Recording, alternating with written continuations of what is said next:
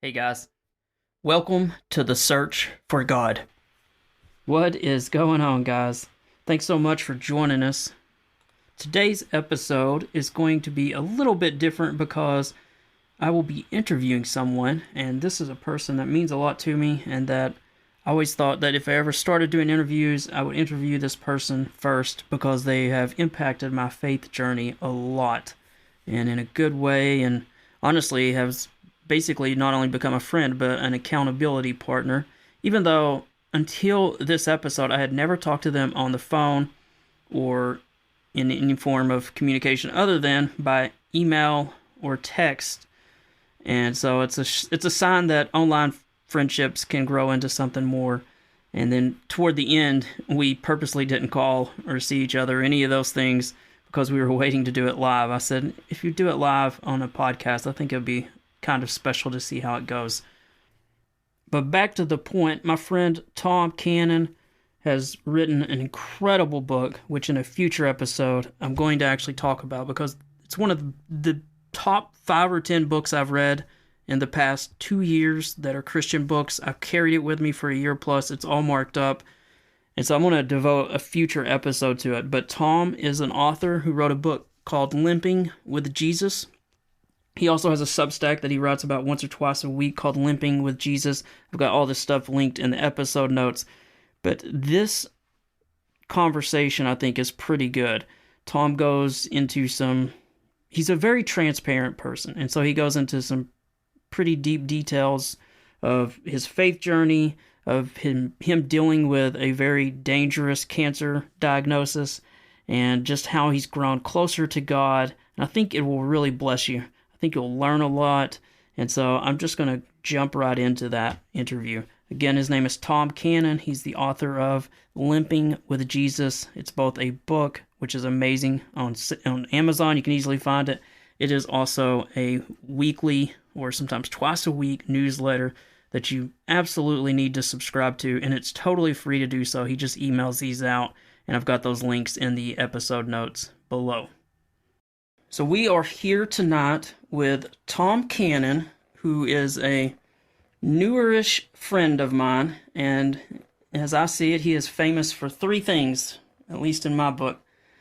First, he's written an incredible book. Secondly, he's unfortunately fighting cancer right now, and he's written about that quite a bit with his Substack page, which has been getting a lot of audience, and he's been very vulnerable and honest about it. But the third thing that makes him the third thing that I want to mention that makes him famous in my book is he is the first person that has ever called me a Yankee. And as as the folks in the South know, that's kind of a big deal. I live in Tennessee. I've never been called a Yankee. But after we had grown in our friendship, Tom used Google Maps to somehow figure out where I was, where he was. He knew I was in Knoxville, and he discovered that I lived slightly north of him. And being the great rebel and pain in the rear end that he is, he called me a Yankee, and I can't even tell you how bad that hurt. As he knows, you tested my faith that night. I have never been called a Yankee, and I did not realize how painful that hurts, especially for someone in the South. But thanks for joining us, Tom. I'm honored to talk with you. And as I said, so we've been friends now, definitely more than a year, right? A year and a half, maybe 2-ish? Almost 2? No, it would be Not about quite that long? I think it was about this time last year that you first came onto my Substack. Okay, maybe a year. Okay. Well, it's crazy how close we've gotten in that time. And in the Yeah. last 2 months or so, just as full disclosure to everyone, we've been wanting to call or talk, and we decided, well, let's just do it. Let's just throw ourselves into the arena and meet live, so to speak, on a podcast recording. And we both thought that was a pretty good idea. So it's nice to actually meet someone I have emailed and texted with a lot for years, or for at least a year, and we have honestly been very open and vulnerable. I think I originally came across you on Blue Sky when it was really, really young, and you were one of the few people kind of talking about faith, and it's nothing short of a miracle, honestly, that I probably crossed your path. Followed you there for a bit, then eventually found the Substack, started subscribing there, then you put the book out. The book absolutely blew me away, and obviously you've been a great friend and a blessing this whole time, and it's almost like I needed to find you because you were more mature in your faith than I was, and basically became your proof that you don't have to live next door to someone to find a good Christian friend. We've basically, in some ways, become accountability partners in the past Yeah. year. It felt like longer than a year, but I would definitely rate you pretty high up on my list of friends. And you've been honest with me, and I've been as vulnerable and honest with you about times I've been angry, um, things I've tried to fight my way through as I've tried to become a more sanctified and holy person. And you've been amazing, and your faith is rock solid. And so I'm super pumped that you're doing this interview with us, and that hopefully it's not the last. And yeah, so anything I say that was Good. untrue, I, over exaggerated, any of that other than the Yankee part. The Yankee part is. yeah. Well, I appreciate all that. I don't think of myself as rock solid as I apparently appear to be. I struggle every day to put the work in, and it's a daily walk with Jesus. And if I if I find myself struggling to say something about it or mention it, I force myself to go ahead and put it out there on Blue Sky or Twitter, which is now X, or Threads or whatever. Mhm. If I'm hesitating, that means that I'm thinking wrong. So I just try and say as much as I can. Obviously, with cancer, I've got a pretty dedicated line on Jesus because I need him every day just to get out of bed. And the cancer focuses your mind like nothing else. Mhm. The fact that I'm looking at where it might take me, where it might end. I have to keep in contact with Jesus, or I know that uh, I'm slipping up in a big way, and I don't want to do that because I spent I misspent most of my life. So this I've always looked at this as kind of my last chance in my own eyes. I know God gives unlimited second chances, but in my own eyes, like this is time to shoot or get out of the lane. So Mhm. Yep. I think I Yeah. just did a sports metaphor, but I'm not sure. Yeah. Well, we've kind of talked about that. That in some ways it's you know I think a lot of us just go through life distracted, busy. There's work. There's you spend a lot of time whether it's watching sports or whatever it is in life that you are all into that you think is important. We just go through life, and maybe it's just family events, and you're running, and you just don't have time to make time for God, or you've just run from Him or whatever. But we've talked about how a cancer diagnosis is one of those things, just like maybe a divorce or getting pulled over for a DUI. There are just some things in life that just grab you by the neck and remind Yeah. you that, like, we all just assume we're going to live to the age of 80 or 90. We all just assume things are going to go this way or that. We all plan for the future. And Jesus himself said you shouldn't even worry about tomorrow. And you and I have talked about a lot of that, where when you're deep in your faith and living close to God, you realize how clouded your eyes were, how Yeah. whether you would ever admit it, we all made ourselves many gods, and we all made everything in the world about us and what we wanted and when we were going to do it, and based on our assumptions. And it's a very false belief on very thin ice. And all of us Yeah. at some point in life are going to hit rock bottom, and then it's what you do when you hit rock bottom that determines a lot, I think. Yeah, it's a moment of clarity. Yeah, It's a that's well moment when said. you realize, like, there's a great scene from The Simpsons where I pull a lot from The Simpsons, but there's a great scene where the comic book guy is walking down the street and somebody let loose a missile. I forget the plot of the episode, but this missile comes hurtling down the street and he looks up just in time and he says, "Oh, I've wasted my life." That reminds me, I thought you were going to mention there's another Simpsons one. I don't remember the setup on it either, but I think it's another missile coming in. But there's like a bar next to a church, and as the end of Yeah, time is coming, like half of the church runs out to the bar, and the people in the bar all run to the church. yeah. I remember that one too. Yeah, Yeah, those are yeah, clarifying moments for sure. yeah. Well, tell us And about your faith journey. I know a little bit, but for the listeners who don't know, tell us. well, Yeah, go ahead. I was quote unquote saved as a child. I did the sinner's prayer and all that. I grew up in the church, went to youth group and everything. And then there were some incidents at our church, nothing salacious or anything like that. But youth pastor that I was very attached to and who was finally starting to introduce us to the concept of discipleship. And I don't know, I was about 14 or 15 at the time. Um, he was introducing us to the concept of discipleship and developing our own relationship with God as we stepped into adulthood. And right about the time that I was actually starting to get serious, uh, he got drummed out of the church for some reason, and Mm. I have never really learned the reason.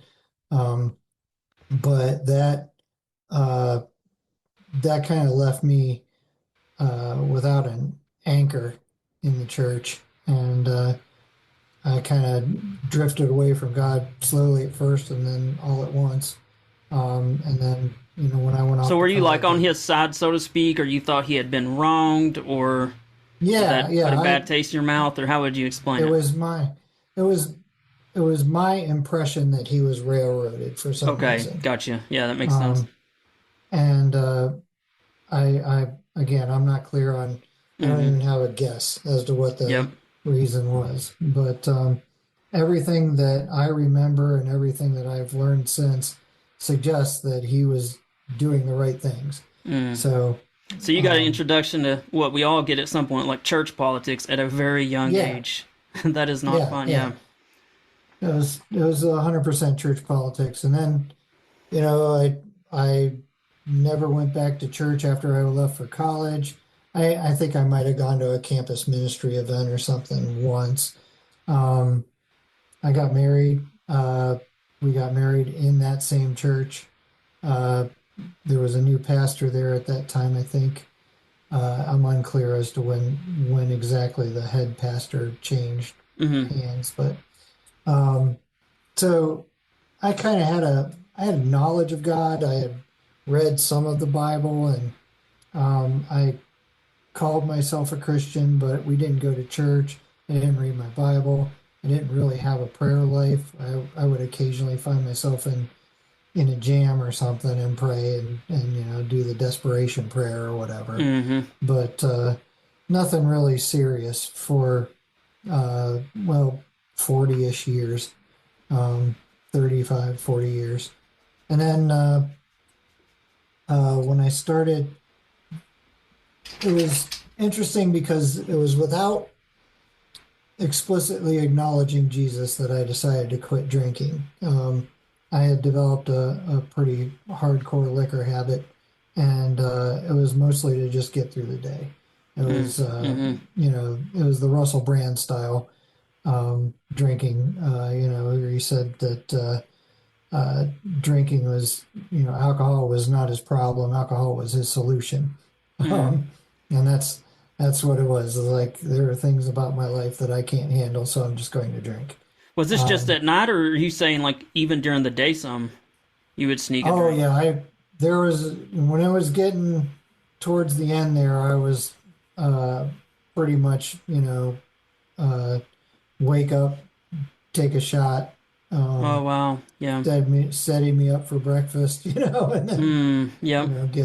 get through some of the day, and maybe at lunch I'd need to top off again, and so on and so forth. I wish I So could remember a quote I saw the other day. I'll just summarize it, but it said something like, "The things that the things we're using to either to get us through life or to distract us through life, but it was referring to alcohol and some things like that, or we think they're the things that are getting us through life, and they're actually the things that are killing us."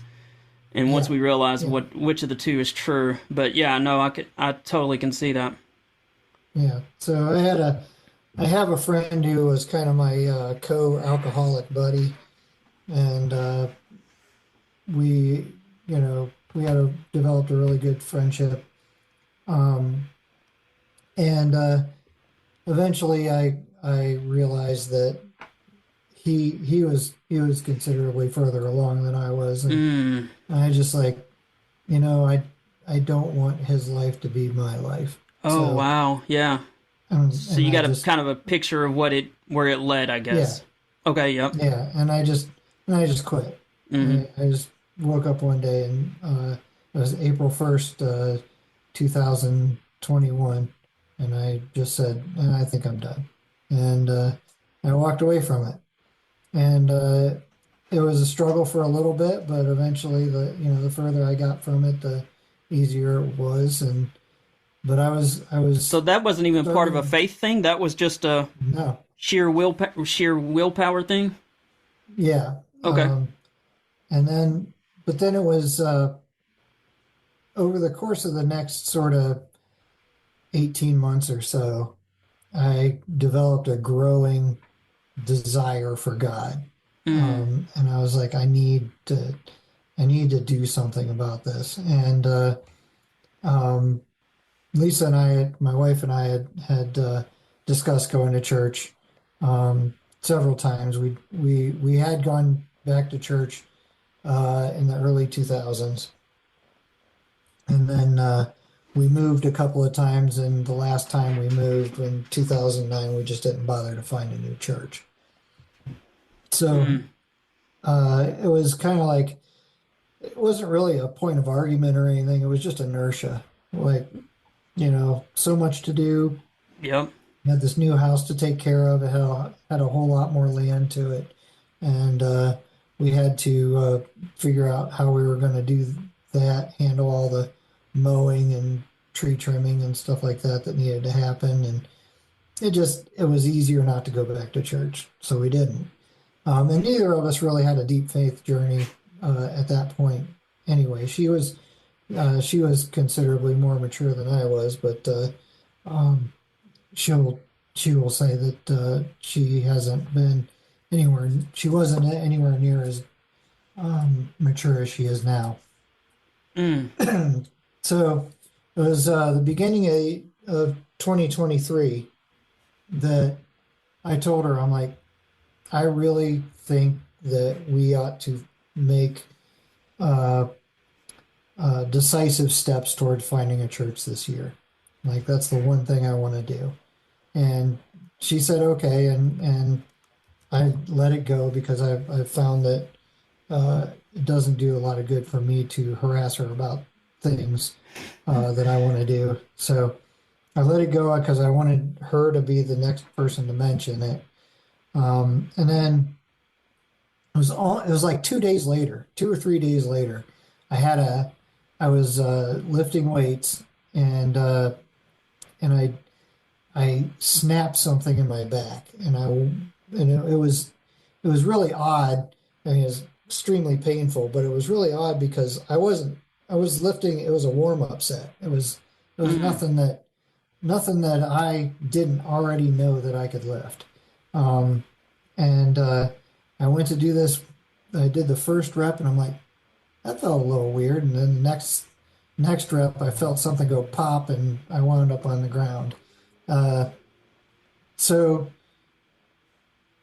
and I had some nausea percolating in the background for about a month, since about Thanksgiving, and it was not going away, and I couldn't figure that out. So over the course of the next several months, where I was back and forth to the doctor trying to figure out what's wrong with my back, why am I nauseous all the time, and we went through all that, and then eventually he got enough blood tests and enough clues that he's like, I think we're going to have to be testing for cancer. And this was it was right around April 1st of 2023 that I told God, all right, I'm I'm going to dedicate myself to getting back in your good graces. Mm. And, and then that was April 1st. And then about April 13th, we got the official cancer diagnosis, um, or preliminary cancer diagnosis. And then it was a month later in May that I wound up in the hospital, and all of the tests that they were going to do to confirm the cancer diagnosis, they were scheduled out 6 months, or not 6 months, 6 weeks, 2 months out into the future. And it turns out if you go to the hospital and you have to be admitted, all those tests happen right away. Mm. So Yeah. that's what they did. They did all those tests and they're like, yep, you got it. You got it bad. So, um, Wow. Which I and guess in hindsight was a good thing. yeah, yeah. And then, so I got back out of the hospital. They got me on drugs. So the nausea went away, the pain went away. And I just went back to jujitsu, uh, like everything was normal, like a week later. Because everything was fixed as far as I was concerned, but I was making very halting movements in this, you know, reestablishing my faith journey. And it was about June 1st that I said, all right, I'm going to read the Bible for real this time. I'm not going to skip around. I'm not going to pick out my favorite books or passages or whatever, and meditate on those day in and day out. I'm going to read the whole story, and then I started looking around, and I found that there were some Bible studies that were chronological studies, so I could read the whole story from beginning to end, Hmm. and that's what I started. Wow. And it and as I sat down, I'm pretty sure the first day with that study guide, um, I sat down and I said, God, right now I'm making the commitment that whatever this says is right, and whatever I think about it is wrong if I disagree. And Wow. that's how I got started, and pretty soon I started taking notes about it, and then after a little while that turned into my book. Wow. Well, and we've talked about that. I had kind of a similar situation as far as when I got back to restarting my faith and reading the Bible, where, I had as I drifted from the faith before that, I had some kind of what I guess I'd call now like progressive Christianity at a fairly liberal Methodist church, which I wasn't really honestly smart enough about the faith to understand at the time. But as they kind of tore down the Bible and saying, well, as they basically pick and chose their spots and Yeah, weakened other parts, and I'm going to do an episode on that at some point, but I realize in hindsight, once you start tearing the Bible down or picking what you believe, you lose your foundation. But you and I had the reason I bring that up is you and I had that same thing where once I restarted my faith journey, I was like, I'm going to do the same thing. Read the Bible, and I'm going to, see what it actually says. And there are many parts where I wish it didn't say what it said. I didn't agree with it, yep, this or that. But when you say, okay, this is the Word of God, and you start to follow and believe it, it's man, that's when your journey really starts to, get yeah. healthy, and things start to happen then for sure. When you approach the Bible with a spirit of humility, it changes what you get from it. Um, Mm-hmm. I've argued with I don't know how many atheists online who have read the Bible and in some cases know it better than I do, but they read it with a spirit of pride and an Yes. attitude of attack. Um, they're looking for things to pick apart. They're not Right. looking for things to change their lives. Yep. Yeah, you can. Back when I thought I knew the Bible well, and during that time with that Methodist church, I was in a disciple class, and we're reading other books around it, and but it was always like, hey, we're going to look at the subject of, like I'll take the example of Paul. Um, it wasn't just like Paul wrote these books in the Bible. It was, well, Paul wrote like 3 sections of books, and there's early Paul, middle Paul, latter Paul, and so you really these earlier ones, like, did he really, maybe he changed his views a bit and this and that, and before long they've got you like picking this and that, and you would go Yeah. into these sections with like the question of what are the views of XYZ, and then you would read what human authors. You haven't even read the Bible yet, and you're reading what people are saying about it before you even go into it, and then almost using the Bible to prop up this view. Yeah. So it's startling when you I like what you said, when you approach it with a spirit of just humility, and you don't act like a mini god, and you don't try to say, well, maybe because it was written back then, and maybe what that means is you could change it to mean this. It's Right. you start down When some. we were looking for a church, um, when we were looking for a church, one of the things that I was listening for in every sermon that I went and listened to, and I went to 4 different churches. Uh, what I was listening for in those very early days was I wanted to hear them say something to the effect of, "This is what the Bible says, and we will not apologize for it." Yep. And when I heard that, I knew that that was a strong candidate for a church I might want to go to. Hmm. And so, uh, and we, I had 3 candidates then, and then not saying that the fourth church didn't believe that way. It's just they didn't say that at the time I was there. And then the next thing that I was listening for was, well, how do they explain the things that are extremely anti-culture nowadays? Right. The things that you know, how are they going to address uh, things like sexual immorality, which is a large part of what uh, uh, God has on His mind and throughout the Bible, Hmm. and and I like the way that my church handled it, because the a pastor that I used to have that he's about an hour away from me now, but uh, he was quoted by another friend of mine as saying, "We have not, as a church, and especially a church in America, we have not loved the gay community well." Mm. Um, and which is not to say that the gay community is not uh, under God's judgment, but it's that we have not loved them well. And that is true. You can Mm. say that something is a sin while also not being the kind of jerks that the church has historically been. Right. Uh, and so our church, my church, is like, you got to understand that sexual immorality covers everything. Right. Covers, you know, it covers lusting after a girl in the street. It covers, adultery. It covers porn. It covers homosexuality. It covers transgenderism. It covers it like, and the fact of the matter is, every single guy in America who is honest has broken the laws surrounding sexual immorality in the Bible. Hmm. Yep. And the point is that we are, you know, we're all sinners.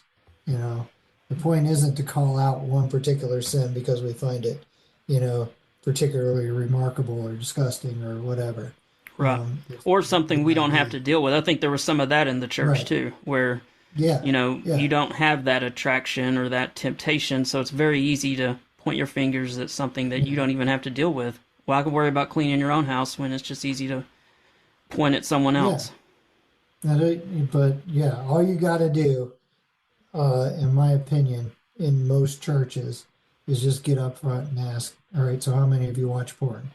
You know, Right. and and you might not get many hands raised, but you're gonna get a lot of conviction. Right. And so I think you know that's a thing to remember as a point of humility.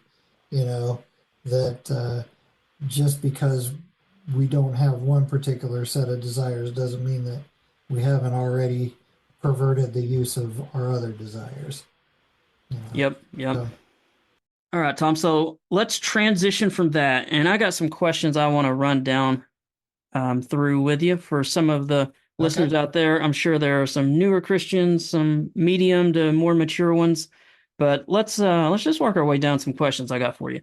The first one is kind of some of the daily discipline stuff you do, and we know how hard it is to stay close to God, and especially with all the distractions in life. So, how do you integrate your faith into your daily life? Walk me through it, and I know that not every day is ideal, but just in an ideal world, given I know you work a full-time job, I know you have obviously you have family, other commitments, but just in an ideal day on a fairly busy day, not a Sabbath, nothing like that. Just how do you integrate your faith into your daily life?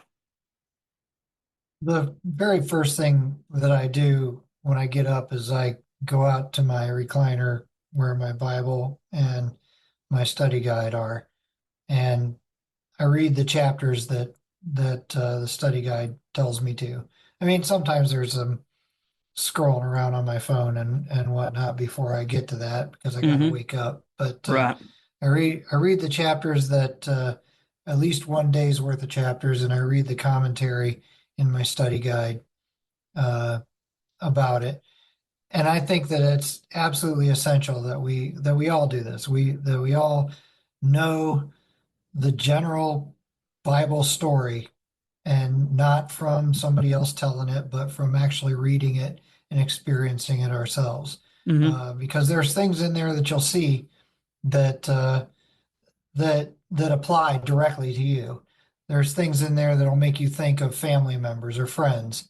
There's things in there that'll make you think of our political situations. Uh, but you have to be in it. You have to be in the Word to be growing at all.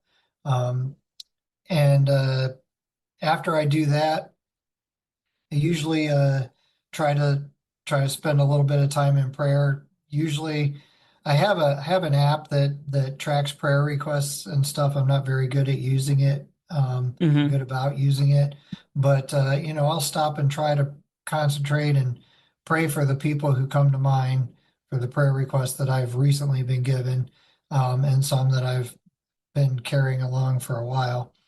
Um, and if I really need some deep prayer time, this is going to sound weird, but if I really need some deep prayer time, I go take a shower and Mm-hmm. I pray Yep. in the shower. Um, there's something about it that focuses me. Um, but other than that, that's kind of how I start my day, and then I try to have everything else flow from that. Mm-hmm. If I can if something comes up and it's a contentious issue or I get into a stressful situation, I try to recenter myself on where I began my day. Not always successful. I have, grouchy moods just like everybody. And but I'm constantly engaged in the idea of I need to either make amends or make something right or whatever when I get grouchy or angry about something. And but starting my day in the Word every day, and I haven't uh, missed a single day since I started all this. When I was doing chemo, um, when I've been doing other things, when I had COVID, like I was still get up, start my day in the Word, and it's a discipline. You have to develop it as a discipline, and you have to Right. see it as the most important thing that you do. I Um, like that.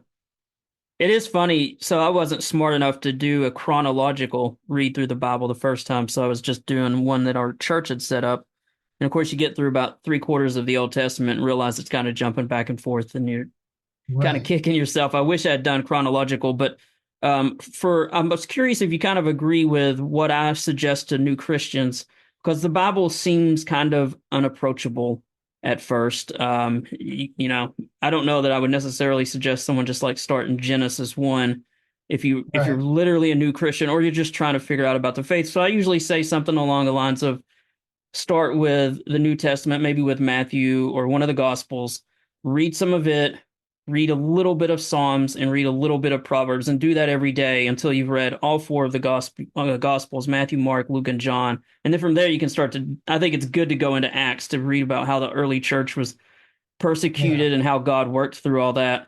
But what would you say? What's your suggestion to a new Christian who's either just came to the faith or maybe not brave enough to even not of the faith and not brave enough to go to a church, but they're willing to So read this book that you and I think so highly of? Where would a you tell them to start? a friend of mine who is a pastor says that he has a little program that he gives uh, brand new converts, and it's like start with the Gospel of John, read that, Mm-hmm. maybe read it twice, then go read the other three Gospels, read the book of Acts, and then he usually throws in Proverbs. Okay. Yep. I would, for me, uh, I'd probably put Proverbs and James as pretty high on the list. Mm-hmm. Um, I've done personal Bible studies that were just like something that I did for myself, where I just read James every single day. Mm-hmm. Yep. Um, and, you read it for every day for a week, for 2 weeks, for a month, and the book of James will change the way you think. Um, Proverbs.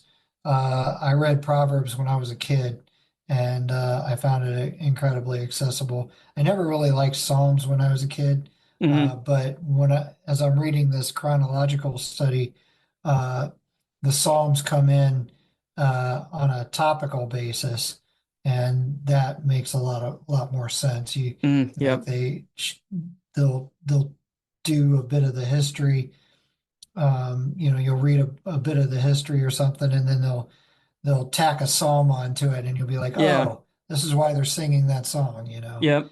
And I so feel like Psalms uh, helps you learn how to pray, as dumb as that sounds, because there are some yeah, where it's like yeah, you're reading it and you're like, wow, he's angry with God and he's saying it, and or willing yeah, to ask for this or that, because when you're a new Christian you really don't know how to pray. You right, kind of go through the yeah, motions, but it's not a it yeah. takes it takes some learning to learn how to pray. So I chuckled that's earlier when you mentioned James because for those I guess we'll just share it for the world, but I had admitted to you I had an anger issue with a certain situation a few months ago, and you were very polite and listened to me just go on and on about it. And then you were like, I don't remember how you worded it, but you were like, I would suggest reading James every day, and it yeah, works. I don't remember how you said it, but you said it well. But yeah. it really James does. There's is something about the good book of stuff. James is man, it's powerful. Yeah. All right, I so remember or I'm sorry, go ahead. I remember Martin Luther was apparently quoted as saying that he wishes the Book of James didn't exist, but he was big on the faith and grace alone, you know. So that's probably why. But you know, I think we got to do a bit of everything. We have to Yep. rely on the faith. We have to rely on grace, but we also need to, our lives need to reflect it. Right. Yep. Yeah. So tell me, here's another good question. How would you say your faith influences your decision making? Well, if it's a you know if it's a simple decision like what do I want to eat, it doesn't. But because I don't think Jesus really has an opinion on pizza versus tacos. But um, uh, my wife and I have been shopping for a house because we need a place that's going to be better for her to take care of me if the cancer progresses to a really problematic stage. We anticipate there may come a day when I'm in a wheelchair, when I'm not able to walk, Mm-hmm. because it's all over my spine and it might cause some problems there. So we've been shopping for a house, And we went out and we spent one day where all we were doing was looking around at houses. And I had a clear favorite. And this is this house, it sounds weird to say, but like it represented everything I had ever wanted since I was a kid. Like, Oh, wow. and when I was a kid, my grandfather and I we'd talk about building a cabin in the woods or building a castle on a hill or that kind of thing. And we always had this dream and I was a nerdy kid, so I'd sit there with graph paper and draw out the floor plans for my castle on a hill and that kind of thing. And this house just had that look to it. And like when I first laid eyes on it, I'm like, I couldn't believe it. It was everything I'd ever wanted. So we were looking at this place, and it's kind of remote, kind of hard to find, and everything, and which I'm okay with. I don't really necessarily want people uh, coming by all the time anyway. Hmm. And so uh, then we found another house that was somehow even better, but it was in close to town. Um, and I really wanted the dream house. I really wanted the house that I had grown up dreaming about, and that was going to represent just like the pinnacle of home ownership for me. Hmm. And Yep. so, but as I was considering it, literally this was in the space of about 5 minutes. Um, we were sitting around the table, my wife and I, and my mom, and our realtor.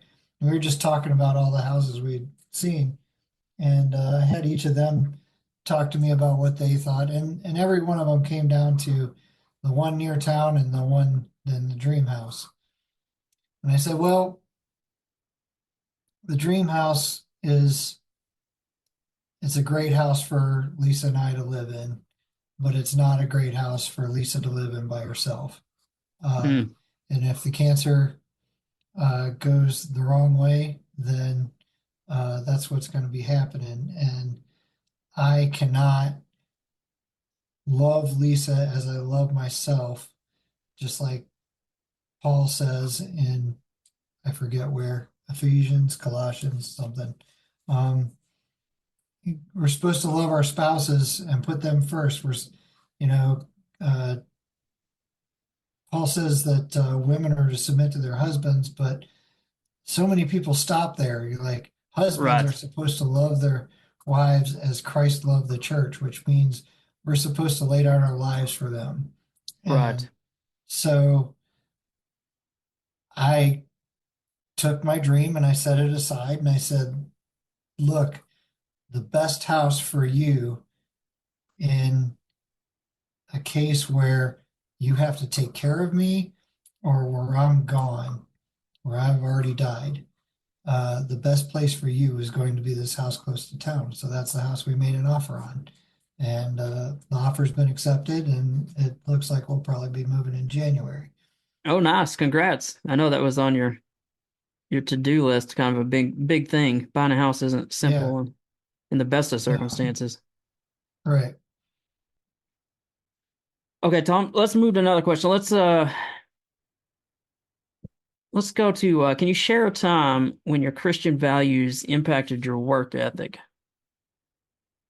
It is impacting my work ethic at the moment because, and it's more on the side of feeling guilty, like I'm not doing enough. Mm, My boss mm-hmm. is an incredible boss. He has done all kinds of ways he's bent over backwards to accommodate me when I need to go to treatments and that kind of stuff. He's all good with it. It helps that our team is more of a project-based team rather than a time and hours kind of team. So as long as the projects are getting done, he's generally happy. Mm-hmm. Um, but the fact that I know that I can work and occasionally really don't want to because I'm sore or because I'm tired or because I'm fatigued, that kind of thing. And that weighs on me. It weighs on me in that I'm trying to balance what is good self-care in terms of, just getting through the whole cancer thing, versus what is uh, putting putting a Christ-like effort into my work. Mm-hmm. And there are days when I come down on the side of, I really needed that day to just relax. And there are come days when I come down on the side of, you know, I I used cancer as an excuse today. You Mm-hmm. know, I Yep. used cancer as an excuse not to put in the work that I could have put in. And so it's right now my Christian faith is convicting me. And Yep. it's trying to it's keeping me working harder than I want to, but probably not as hard as I ought to. So, Mm-hmm. you know, it's a daily struggle. It's probably the biggest struggle in my faith journey right now is putting forth effort when it really feels like I just, it's easy for me to convince myself that I can't right Mm-hmm. now because everything hurts. Right. Yep. Yep. Mm. But at the same time, I think of that, but, Paul kept going, Christ kept going, uh, Right. so many people, Jeremiah kept going in spite of the problems that they faced. And so, I try to draw from the strength of their stories and keep moving forward. But, I'm also trying to accept a little bit of grace and forgiveness when it comes to that.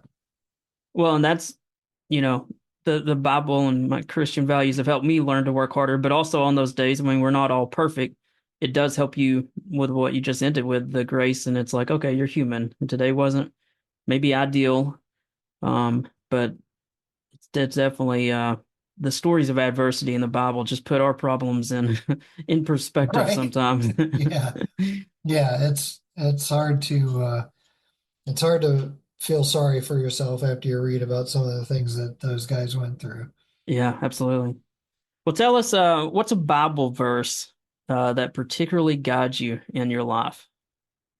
You got one that I've steps out? always, I have always loved really Philippians 2:12.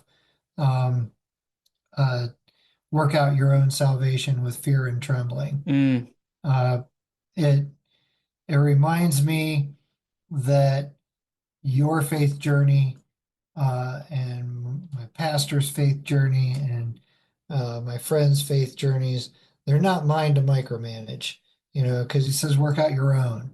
Um, and the other thing is that I need to I need to have humility as I go through, trying to live for Jesus. Like there's there's an old sort of ironic joke of, we make God in our own image, and I struggle against that as hard as I can. I try not to put my words in Christ's mouth, and mm-hmm. and so remembering that doing this with fear and trembling is it's a good way for me to check my attitude before I start um, preaching to somebody, before I start claiming that my way is the correct way, that kind of thing. I would much rather go to the Bible and say, this is what the Bible says is the correct way, and that's the way that we ought to be doing it. And even if it means that I have to confess that I haven't been doing it that way, I'd rather go there than try to make my personal ideas paramount. And Philippians 2:12 just really encapsulates that for me. It tells me how to live. It tells me what attitude to have in my heart, and it tells me, what exactly my focus needs to be. So, Yeah, no, that's good. That's real good. Moving along, Tom, tell me, part of me wants to say, what are some suggestions for spreading the word? But I know some people don't see that as that important about telling others about Jesus. Where are you on that paradigm, so to speak? And depending on where you are, how do you spread the word? well, it's difficult. I'm an introvert. I Hmm. don't like pushing my ideas at people, and there's probably a whole psychological paper that could be written about why. But the you know I try to maintain uh, a sense of my own decorum, but the thing that I have taken to doing is I try to mention God in every conversation.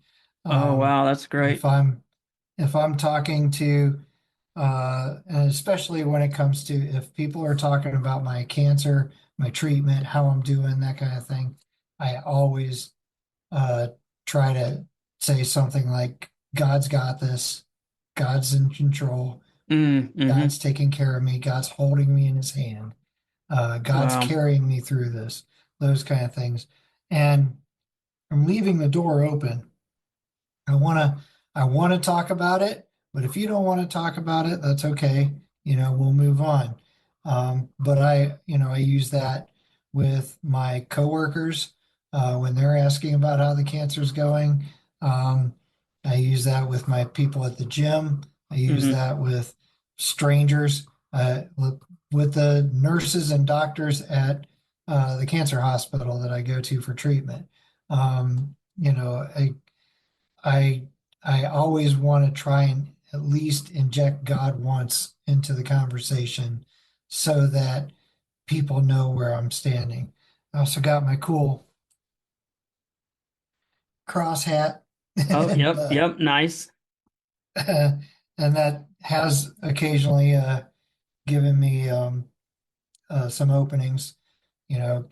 Guys will pass me like, "Hey, I like your hat," that kind of thing, and Yep. I'll be like, "Me too." Like, I had a whole conversation with a guy about where do you go to church and, what kind of church is it? What denomination are you, et cetera, et cetera. And it was a Right. good conversation. And, I felt like we made a little bit of a connection there, but, strangers passing at Walmart or something. I don't remember exactly where I met him, but Hmm. we had a good conversation and, we moved on. But, um, I just want to try to put God in every conversation that I can, and that's about as pushy as I get. Yeah, I'm enough. not the I'm not going to be the guy standing on a soapbox on a street corner, Right. No, that's I'll good. That was good. I like that. I wear a cross as well because it you almost everyone notices it. I'm not normally a necklace wearer, but once I restarted my faith journey, I wear it. And sometimes you'll get the comment of, nice necklace, and it leads to conversations exactly like you said. But also, I try to be generous. I try to be insanely kind because I feel like I'm an ambassador for God.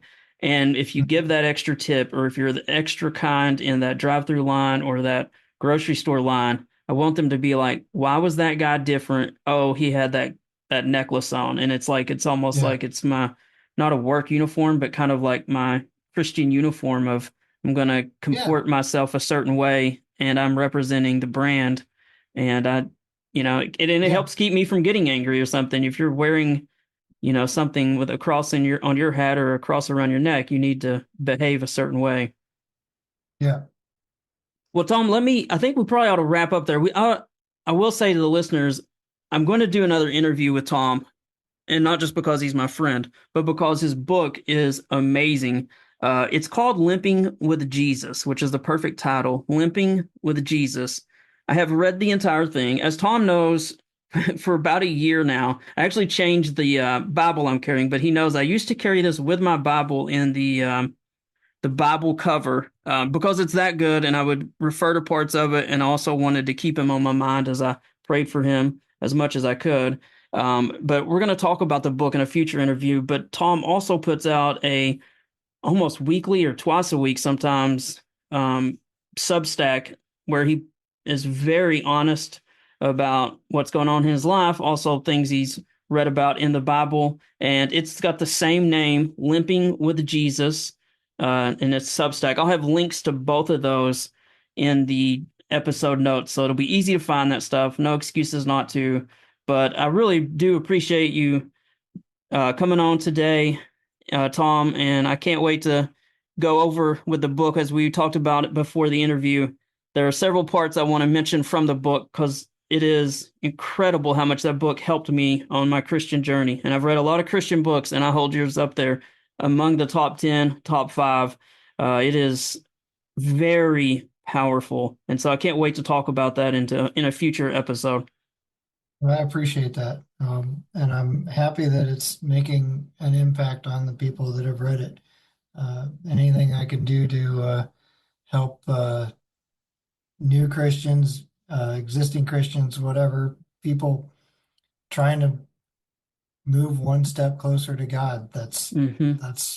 That's been my prayer since the beginning. So Yeah, once you restart the journey, you realize that not only is it where you're happiest, but that, as Paul says, you're a servant and a slave of Jesus Christ. It's where you want to be, but you're also very happy to serve him. And it's an amazing place to be when you're walking with the Father and hopefully doing what he wants you to do.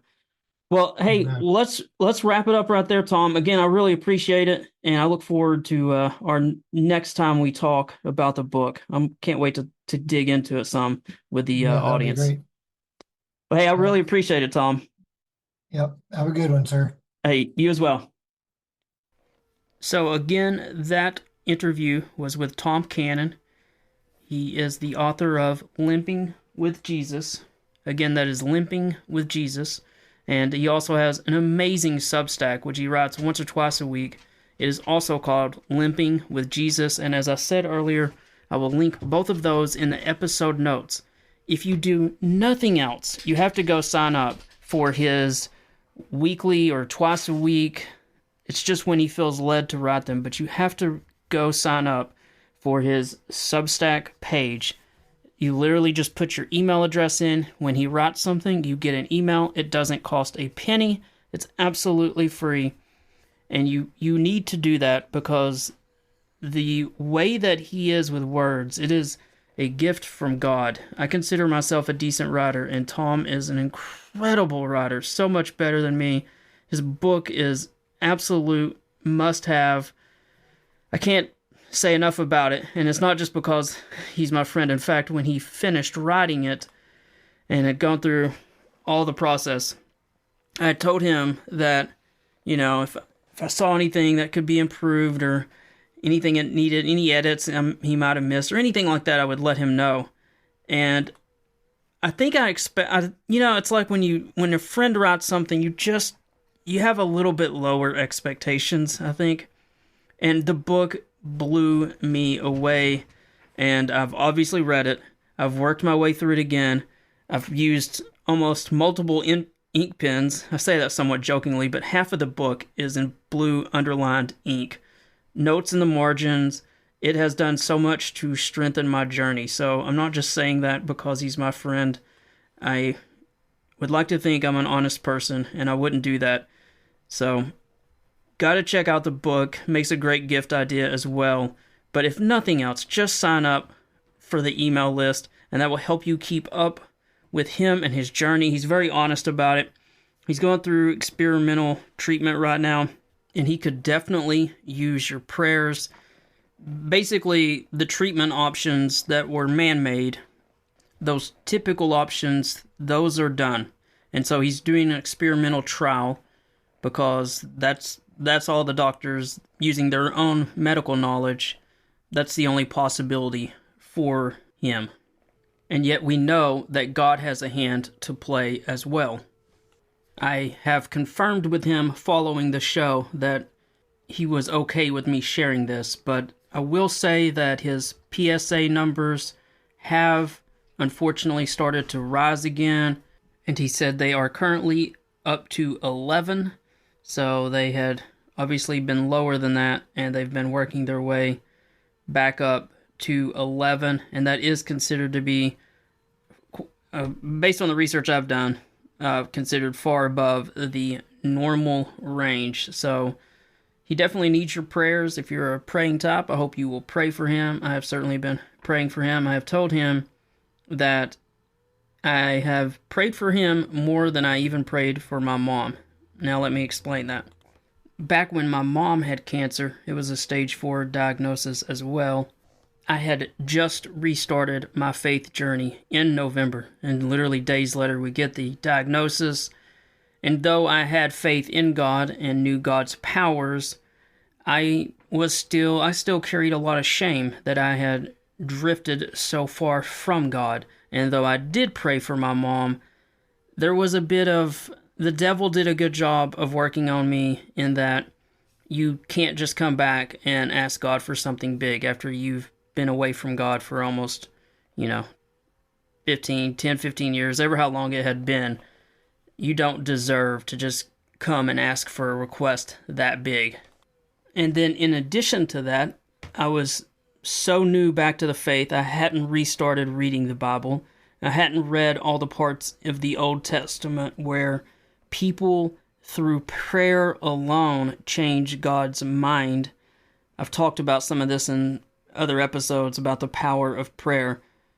And so I didn't have the faith to stand firm and say, God, I'm asking you to do this.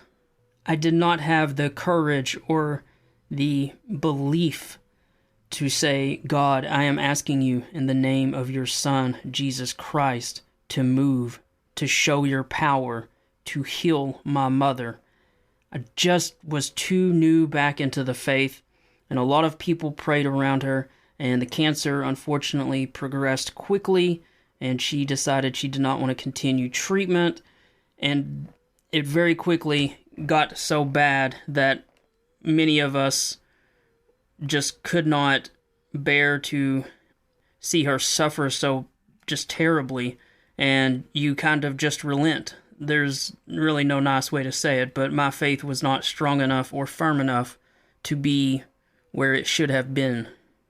And so when your faith is strong, when you are close to God, you are far more willing and just not afraid to approach the throne of God and ask for Him to do something. You realize how much He loves you. You realize that even Jesus Himself says in the Bible that not a single sparrow will fall to the ground outside our Father's care. So if a single sparrow falls to the ground, God is aware of it. In fact, chapter 10, verse 29, Jesus Himself in His word says, "Are not 2 sparrows sold for a penny? Yet not one of them will fall to the ground outside your Father's care. And even the very hairs of your head are all numbered. So don't be afraid. You are worth more than many sparrows." He continues in the very next verse, verse 32, "Whoever acknowledges me before others, I will also acknowledge them before my Father in heaven." So I have been praying very hard for my brother in Christ, Tom. I know how many gifts he has from above, his courage, his writing ability, his just unshakable faith in God. And so I've been praying that God would heal him and use him, and he's already doing so. But there really is that question on how this will turn out. And I will tell you, what is happening to Tom is nothing that isn't going to happen to all of us. Every breath we take is a gift from God. The Bible makes very clear that we are nothing more than a mist that appears for a little while and then vanishes. And I will tell you something that Tom has said, which is just just grabs you by the heart, that he has told me that he's fully convinced that God can heal him, and he's also pretty much convinced that it is not God's plan, at least for now, and that while he appreciates the prayers for healing, he is more concerned with continuing to praise God and point people to God, even in the midst of whatever suffering is headed his way. And he's already suffering. And he's shared with me, and this is why you need to sign up for his Substack and walk this journey with him, that the human natural instinct is to panic, to worry, to scream. But as he's told me, God says over and over again, be not afraid. And he has said that no matter what, God has this. He has no reason to fear. And of course, that is the amazing gift that all Christians have, that we do not fear death. Death is, as Paul writes, death is something that we are all torn between wanting to see the Father and remaining on this earth, a place that is full of turmoil and often suffering.